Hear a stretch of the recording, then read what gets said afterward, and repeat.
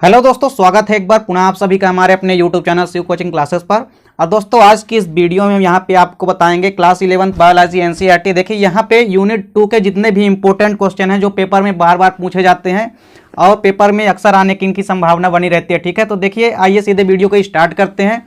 देखिए पहला क्वेश्चन क्या है, एक बीजपत्री व द्विबीजपत्री जड़ों में अंतर लिखिए। ठीक है, यानी जो मोनोकाट और डाइकाट रूट है इनके मध्य क्या बताना है, आपको अंतर बताना है। ठीक है, और इस यूनिट से आपके टोटल केवल 2 और 3 नंबर के क्वेश्चन जो है आएंगे। ठीक है, इसके बाद देखिए अगला क्वेश्चन क्या है, एक बीजपत्री व द्विबीजपत्री तनों में अंतर बताना है। ठीक है, यानी मोनोकाट और डाइकाट स्टेम के मध्य क्या लिखना है, अंतर लिखना है। ठीक है, इसके बाद देखिए अगला क्वेश्चन क्या है, द्वितीयक वृद्धि जो है क्या होती है इसको समझाना। ठीक है, यानी सेकेंडरी ग्रोथ जो होती है ये बेसिकली डाइकाट जो प्लांट होते हैं उनमें पाई जाती है। ठीक है, और मोनोकाट प्लांट में ये देखने को बहुत कम मिलती है। ठीक है, तो द्वितीयक वृद्धि क्या होती है यानी सेकेंडरी ग्रोथ क्या होती है इसको बताना है।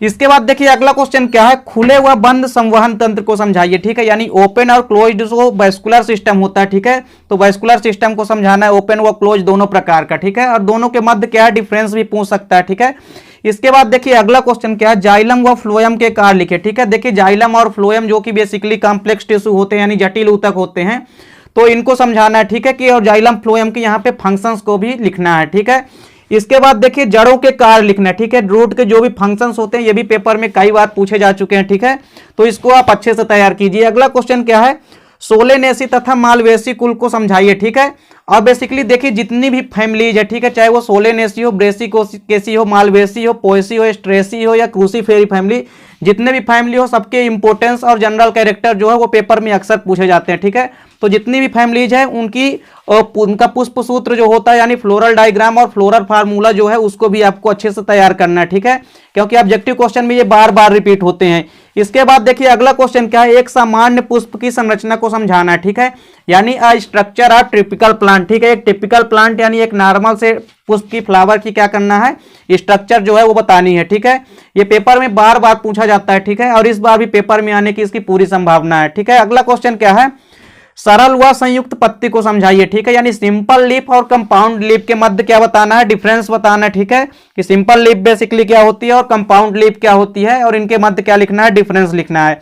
अगला क्वेश्चन क्या है, जालिकावत शिरा विन्यास और समांतर शिरा विन्यास को समझाना है। ठीक है, देखिए जो जालिकावत शिरा विन्यास जिसको कि रेटिकुलेट वेनेशन के नाम से जानते हैं। ठीक है, और जो समांतर शिरा विन्यास होता है जिसको हम पैरेलल वेनेशन कहते हैं, इन दोनों को समझाना है। ठीक है, इनके दोनों के मध्य कभी कभी अंतर या डिफरेंस भी पूछा जाता है। ठीक है, अगला क्वेश्चन क्या है, ससीमाछी और असीमाछी पुष्पक्रम में क्या बताना है, अंतर बताना है। ठीक है, जो पुष्पक्रम होते हैं वो बेसिकली 2 क्रम के होते हैं, यानी जो इनफ्लोरोसेंस होते हैं वो 2 टाइप के होते हैं। ठीक है, एक होता है ससीमाछी और एक होता है असीमाछी पुष्पक्रम, तो इन दोनों के मध्य क्या लिखना है, डिफरेंस लिखना है। ठीक है, अगला क्वेश्चन है, एक लिंगी व उभयलिंगी पुष्पों में अंतर लिखना है। ठीक है, देखिए जो भी एक लिंगी यानी जो क्या होते हैं, यूनिसेक्सुअल होते हैं। ठीक है, जो भी यूनिसेक्सुअल एनिमल या प्लांट होते हैं, और साथ ही साथ जो उभयलिंगी यानी कि बाइसेक्सुअल जिसको हार्मोप्रोडाइट के नाम से भी जाना जाता है। ठीक है, इन दोनों पुष्पों के मध्य अंतर बताना। ठीक है, यानी ऐसे पुष्प जो यूनिसेक्सुअल होते हैं यानी एक लिंगी होते हैं, और दूसरे क्या होते हैं, ऐसे पुष्प जो उभयलिंगी जिसमें कि मेल और फीमेल दोनों गैमीट प्रेजेंट होते हैं। ठीक है, इन दोनों के मध्य क्या बताना है, डिफरेंस बताना है।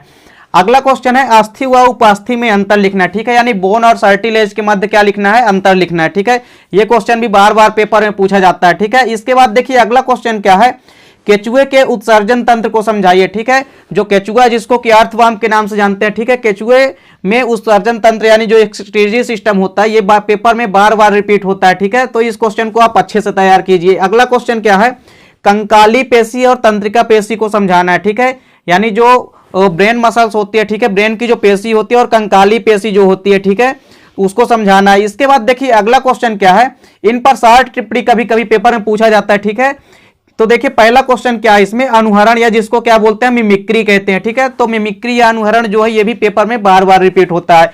इसके बाद देखिए शीत निष्क्रियता क्या होती है। ठीक है, तो शीत निष्क्रियता पे भी आपको शॉर्ट नोट तैयार करना है। ठीक है, इसके बाद देखिए कभी कभी जो है इसकी डेफिनेशन पूछी जाती है। ठीक है, बीजांडान्यास क्या होता है। ठीक है, यानी जो बीजों के व्यवस्था की क्रम होती है। ठीक है, तो इसको क्या बोलते हैं, बीजांडान्यास। ठीक है, तो बीजांडान्यास क्या होता है इसको समझाना है। ठीक है, तो इस प्रकार से दोस्तों ये जो भी इंपॉर्टेंट चैप्टर जो भी यूनिट 2 के इंपॉर्टेंट क्वेश्चन हैं उसको हमने आपको इस वीडियो में बताए हैं। ठीक है, तो उम्मीद करता हूं दोस्तों वीडियो आपको पसंद आई होगी। दोस्तों यदि वीडियो आपको अच्छी लगे तो लाइक और कमेंट कीजिए, साथ ही साथ अपने दोस्तों को भी शेयर कीजिए। मिलते हैं दोस्तों नेक्स्ट वीडियो, तब तक के लिए जय हिंद, वंदे मातरम।